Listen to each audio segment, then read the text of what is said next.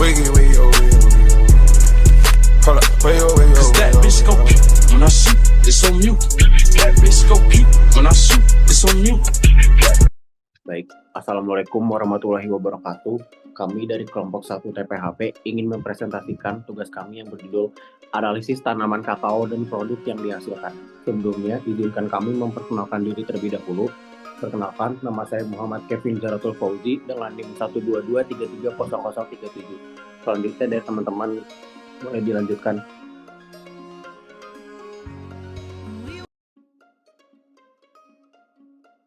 Izin memperkenalkan diri, nama saya Silva Cikalantira dengan NIM 121330113.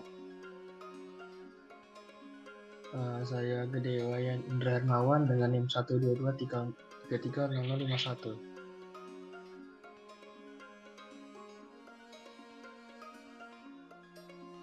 Kenalkan, nama saya Nursia Manurung dengan NIM 122330055. Izin memperkenalkan diri, nama saya Ade Ismar Ramadhani dengan NIM 122330073. Izin memperkenalkan diri, nama saya Tiara Marantika dengan NIM 121330051.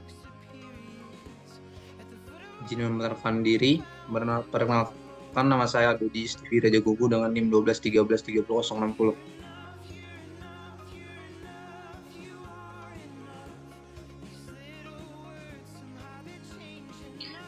Selanjutnya, adapun yang melatar belakangi tentang kakao, yaitu Indonesia merupakan salah satu negara produsen kakao terbesar ketiga dunia setelah Pantai Gading dan Ghana, dengan produksi sebesar 13% dari produksi kakao dunia.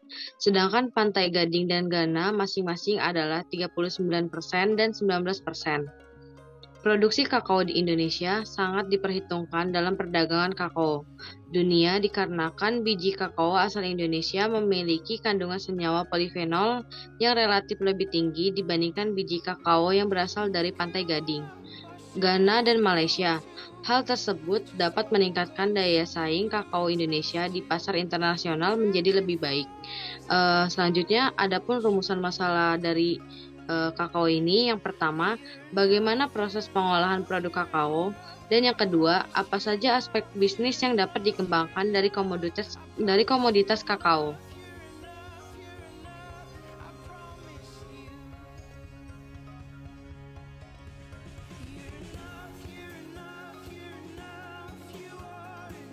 Baik, yang itu tanaman kakao. Kakao merupakan perkebunan yang merupakan komoditas unggulan nasional dengan volume produksi terbesar kelima setelah kelapa sawit, kelapa, karet, dan tebu, dan memberikan sumbangan devisa ketiga terbesar setelah kelapa sawit dan karet. Pada tahun 2010, Indonesia memproduksi 844,4 ribu ton kakao, mengalami peningkatan pesat dibandingkan dengan produksi pada tahun 1990 yang hanya sebesar 142,3 ribu ton. Pada kurun waktu tersebut, terjadi peningkatan produksi lebih dari 6 kali lipat. Pertumbuhan produksi kakao tiap tahunnya disebabkan oleh banyaknya pengembangan produksi hampir di setiap provinsi.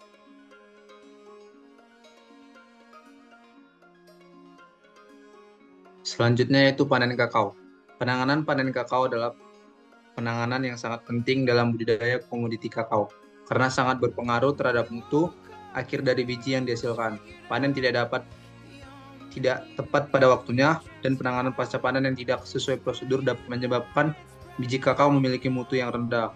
Kegiatan budidaya kakao harus dilakukan secara optimal dan oleh orang yang sudah profesional untuk menentukan mutu biji yang dihasilkan. Menurut jenis mutunya, biji kakao digolongkan menjadi 3 jenis mutu, yaitu mutu 1, mutu 2, dan mutu 3. Buah kakao yang tertinggal saat proses panen mengakibatkan berkurangnya produksi dan menyebabkan biji berkecambah. Panen yang dilakukan sebelum waktu pematangan kakao dapat menyebabkan biji kakao yang diperoleh tidak mencapai standar kualitas.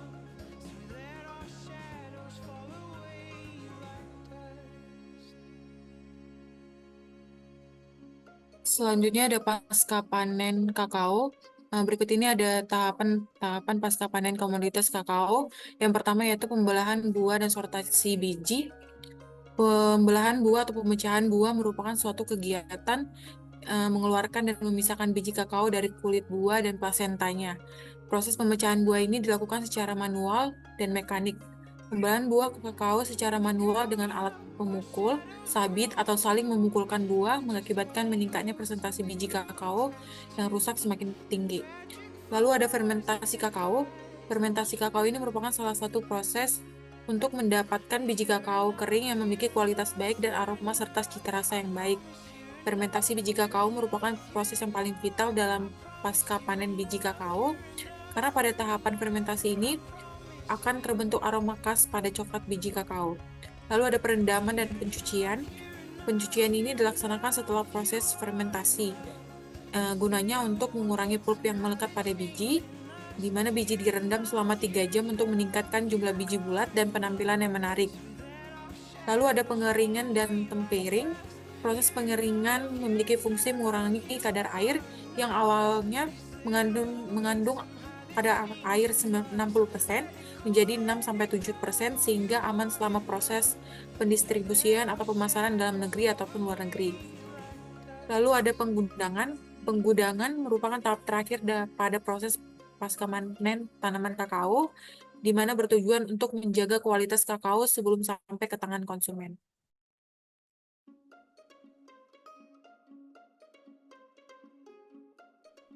Baik, selanjutnya itu ada diagram alir proses penanganan pasca panen kakao. Jadi diagram alir ini bertujuan untuk penanganan agar menjadi berurutan untuk mendapatkan hasil biji kakao yang sempurna sesuai dengan kadar mutu. Lanjut prosesnya yaitu yang pertama ada panen dan sortasi kakao. Selanjutnya dengan pemeraman buah.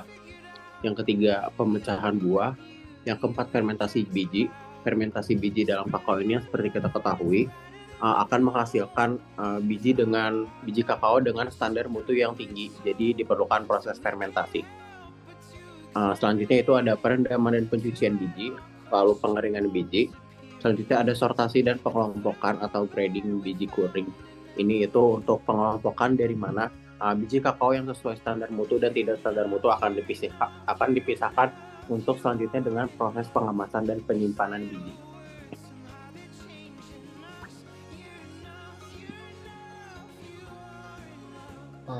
Berikut ada senyawa kimia dalam kakao. Biji kakao mengandung senyawa polifenol yang berperan sebagai antioksidan. Polifenol adalah golongan flavonoid terutama katekin dan epikatekin sebagai komponen utama dalam biji kakao. Kandungan senyawa polifenol dalam biji kakao memiliki sifat antioksidan yang dapat berpotensi untuk dikembangkan menjadi produk pangan yang menyehatkan.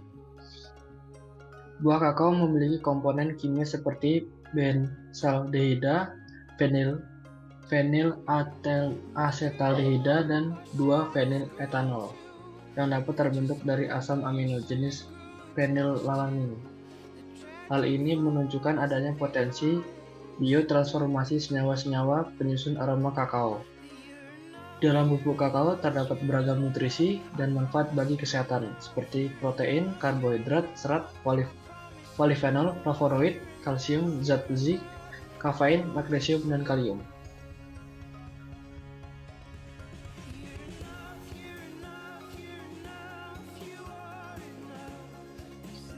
Selanjutnya, ada proses pengolahan biji kakao serta teknologi yang digunakannya. Pengeringan biji kakao dilakukan dengan penjemuran terlindung untuk menjaga biji kakao yang sedang dikeringkan tidak terkena sinar matahari langsung, khususnya pada saat terik, sampai diperoleh kadar air biji 6-7%.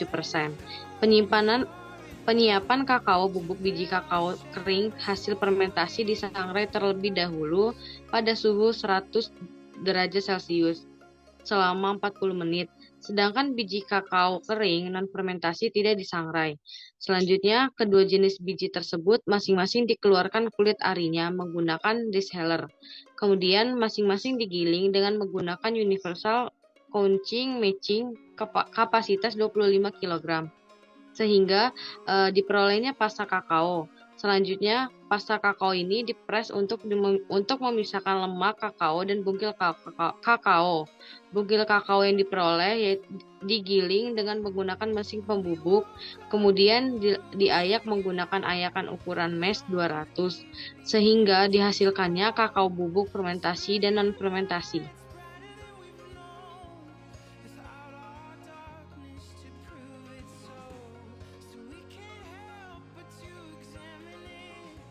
Selanjutnya yaitu pembuatan minuman coklat instan kedelai.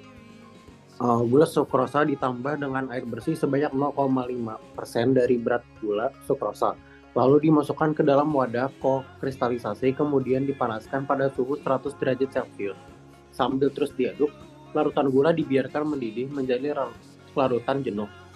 Setelah larutan gula menjadi jenuh, suhu pemanasan diturunkan sekitar 60 derajat Celcius, yang kemudian ditambahkan kakao bubuk dan creamer yang non-dairy creamer atau susu kedelai bubuk sesuai dengan perlakuan sampai adonan berubah ke bentuk butiran kristal dengan kadar air sekitar 2%. Selanjutnya, butiran-butiran kristal diangin-anginkan, kemudian digiling menggunakan mesin giling atau blender untuk selanjutnya diayakkan dengan menggunakan ayakan mash 60.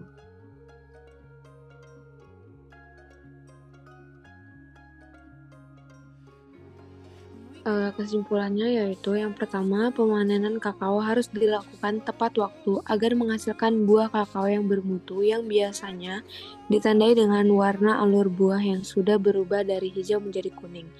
Buah kakao yang matang juga ditandai dengan porosnya yang agak kuning, biji di dalamnya tidak terlalu menempel pada kulit, dan apabila diguncang akan terdengar bunyi.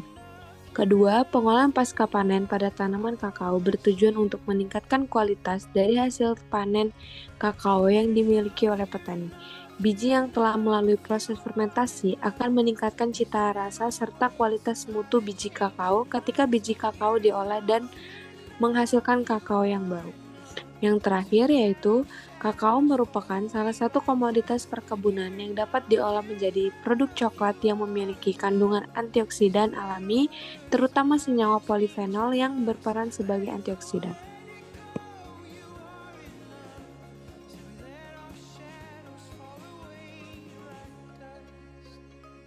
Baik, sekian presentasi dari kelompok 1 mengenai analisis tanaman kakao dan produk yang dihasilkan.